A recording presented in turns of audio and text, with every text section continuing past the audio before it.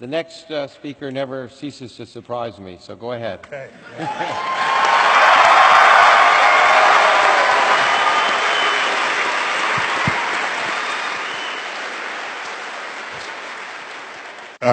Lawrence, before I begin, I just thought I would, you said that we're all sharing molecules from the breath breathed by Feynman, but you didn't say how that can be true.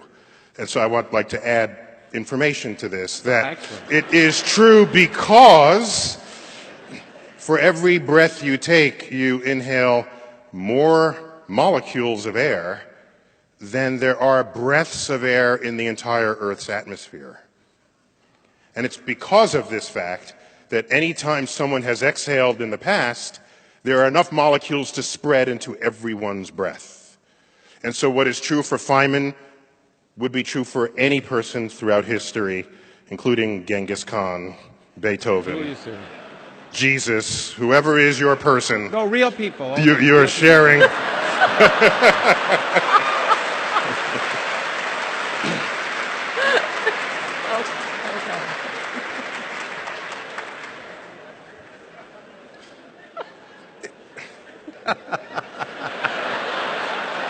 Time's up. No, it's okay. All right.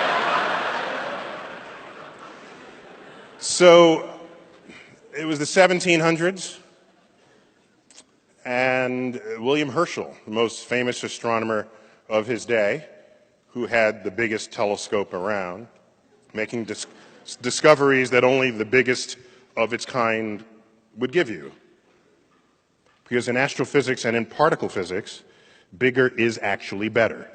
In all cases, essentially. Big telescopes, big particle accelerators, we're together on that one. William Herschel is very well known. He's wealthy. He's funded by the King of England, King George. By the way, that's the George of American Revolution fame, the one where John Hancock wrote large so that even King George will be able to see the signature. Herschel, kind of by accident, discovers a planet beyond Saturn, the first human being ever to make such a discovery. All planets closer to the sun than what Herschel discovered are quite visible to the unaided eye at night. So no one person is credited with any of their discoveries. Cavemen saw these planets. So he wanted to name it after his funder, which is what any good scientist would do if you want to keep the money flowing. So for a brief period there, about 5 years or 7 years or so, the solar system was Mercury, Venus, Earth, Mars, Jupiter, Saturn, and George.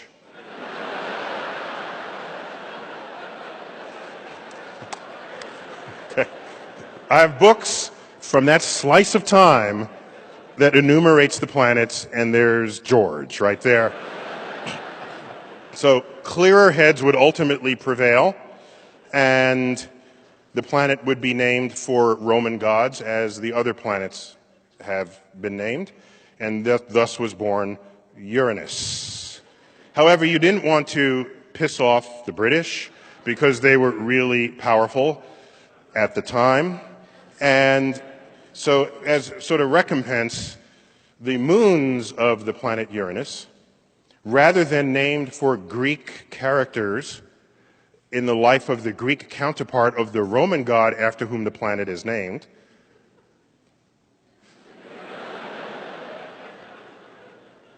so for example, Jupiter has Ganymede, one of its moons. Ganymede was the manservant of Zeus. Zeus is the corresponding god to Jupiter. In that way, the Greek and Roman heritage of this whole activity is honored. So Uranus is the lone exception in the solar system to this, and all of its planets are named after Shakespearean fictional characters. That to keep the British calm. Now, I say all this, and that's not even the story I'm going to tell you. I'm going to talk about his son, John Herschel. John Herschel, also an astronomer,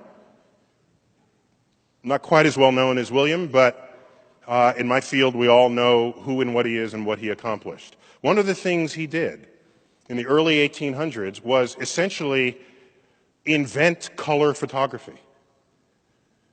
He made major contributions to putting an image of reality onto something that captured that reality for others to share. Arguably one of the most important inventions for the recording of scientific data there ever was. That was in 1839. He called it the cyanotype. Time would move on. We would not perfect color photography for a century after that, really, but photography was born in the mid-1800s. The first war to be captured by photography was the American Civil War, the 1860s. Film was not very sensitive to light, so you had to sit for long periods of time. That's why there were no action photos from the middle of the 1800s. And in fact, if you were posed for the photo and you just like scratched your nose, you were a blur in the image. Now, why? I'm taking you down this road because in that era, for the first time, a portrait of you did not require an artist. You would hire an artist if you were wealthy to paint your picture. And you'd want it to be accurate or make you possibly look a little better. Over that period, from 1840 through the 1860s, all of a sudden, art did not have to capture reality. It was no longer the obligation of the artist because we had photographs to do that. And in that period, Impressionism was born, where the artist said, I'm not going to paint what I see, I'm going to paint what this image feels like to me. 1888. We're still in this period. Van Gogh, in the early morning hours. Van Gogh paints.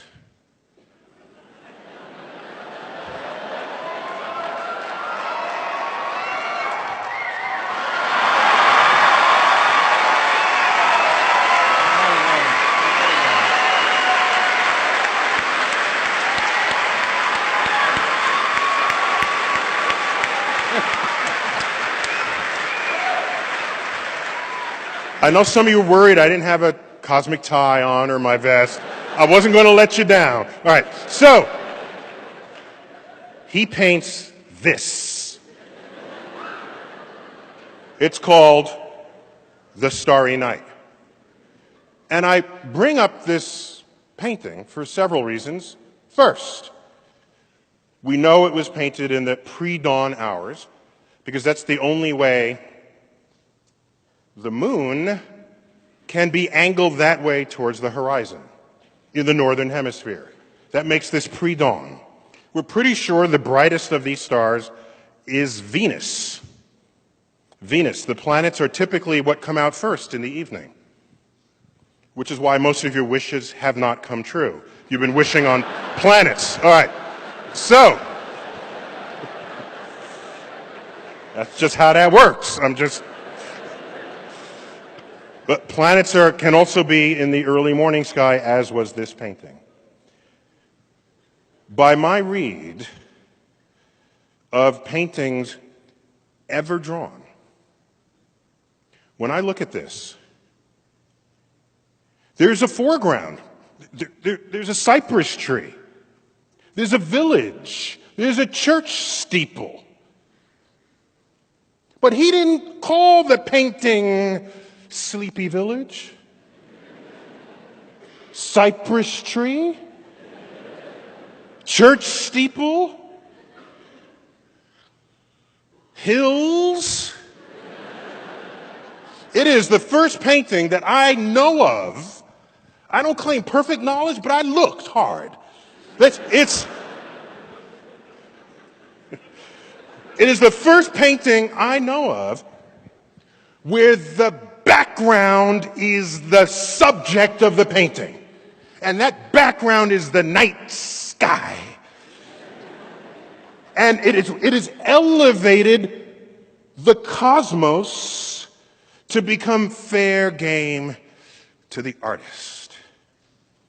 And I submit to you that science, scientific discovery, especially cosmic discovery, does not become mainstream until the artists embrace the fruits of those discoveries. So I applaud Vincent van Gogh for thinking that the sky is what mattered more than anything else in the foreground for this painting. And one point which I will end on because my time has run out.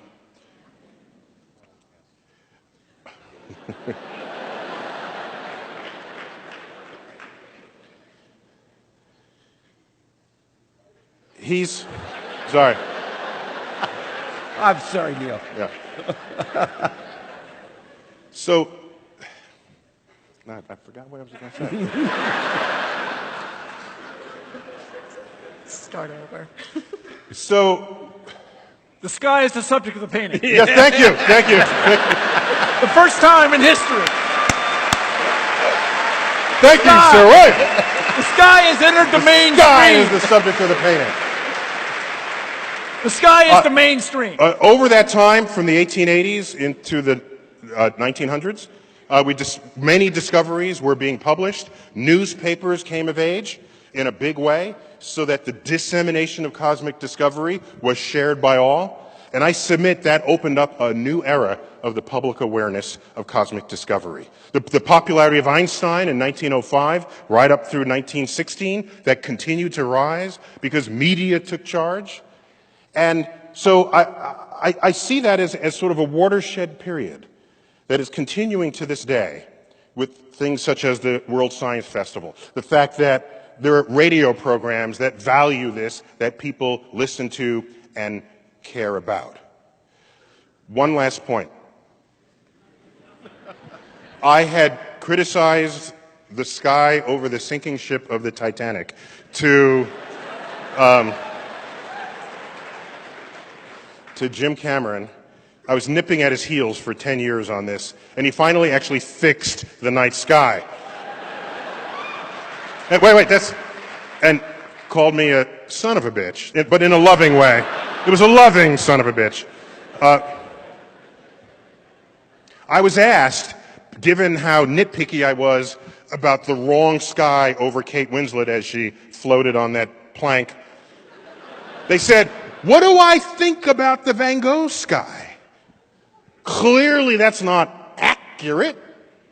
My reply was, in the case of the artist, I don't want them to represent reality because I have that via my own telescopes. I want and I need the artist to take me to new places. And the new place Van Gogh took me is not the sky as it is, but the sky as he felt it. And the more of us that feel the universe, the better off we will be in this world. Thank you.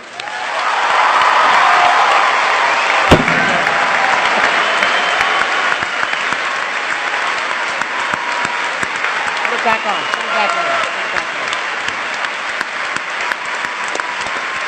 Here we go. 12 minutes.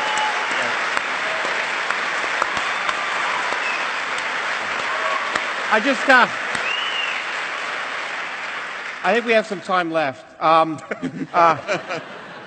do want to say two things. First of all, you notice Pluto is not on this curve. And secondly, Get over it. And